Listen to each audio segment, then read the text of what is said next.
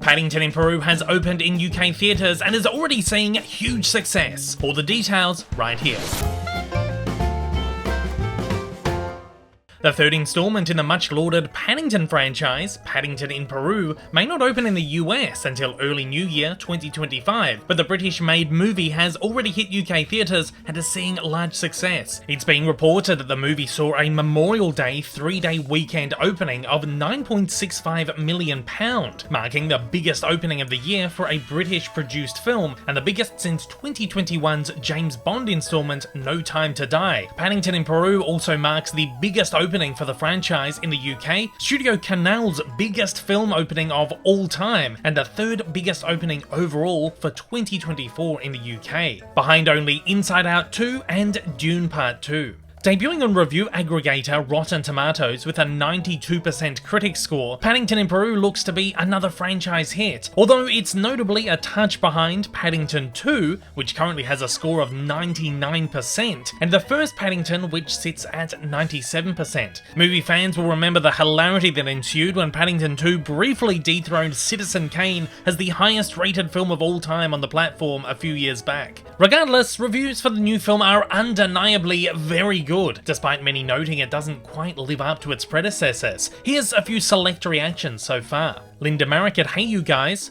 A wonderfully fun adventure with all the warmth, humour and heart fans of this beloved franchise have come to adore. With just the right blend of humour and heartfelt moments, Paddington in Peru is a joyful adventure and a must-see for fans old and new. Tara Brady of the Irish Times, neither the action sequences nor the jokes can compete with earlier Paddington films. That hardly matters. A lesser Paddington outing remains vastly superior to most G-rated films. Jack Martin of Film Feeder, sure, it's definitely the weakest in the series thus far, but it still has plenty of heart and goodness to appeal towards anyone with a thudding soul. And after the week we've all just experienced, that's all we could ever ask from Paddington right now. Matt Purslow of IGN, thanks to winning performances from Ben Whishaw and Olivia Colman, this trip to the jungle preserves enough of the series' sweet-natured fun to make it worth the somewhat sticky journey. Layla Latif from Total Film, it's saying something that the standard of the Paddington films is so high. Saying this film is the weakest entry is a bit like calling Machu Picchu the 7th best wonder of the world. Tori Brazier of Metro, while it might not quite reach the dizzying heights of Paddington 2,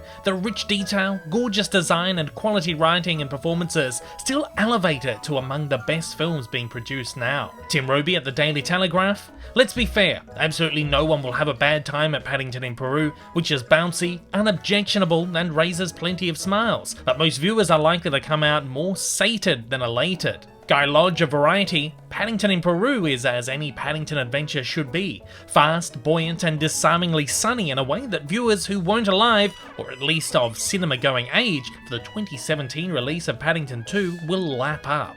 While Rotten Tomatoes hasn't opened an audience score just yet, a few audience reactions have poured onto social media. Paddington in Peru is a marmalade-fueled adventure that serves up a generous helping of heart, humour and plentiful of Paddington escapades. A colourful homage to growth, belonging, multiculturalism and finding oneself amid wild shenanigans. Tears were shed, truly a sweet addition to the franchise. Went to see Paddington in Peru today and it's flippin' brilliant. Paddington Bear is fabulous. I was lol 1 minute and crying the next. Loved it. Weakest of the three, definitely, but Paddington in Peru is so full of heart that it's hard not to fall madly in love. Wilson does a nice job with a new setting, but King and Hawkins are sadly missed. Still, this is another delightfully entertaining outing. How charming. Now, it's unfair to compare it to Paddington 2, one of the best films ever made. It was never going to be that. It's worth a trip to see for a lazy afternoon visual hug. But I bet you're asking, what does our favourite little bear have to say about all of this kerfuffle? Well, Paddington himself took to Twitter to say, I am most pleased that people are enjoying my new adventure, Paddington in Peru. I must write to Aunt Lucy to tell her the good news.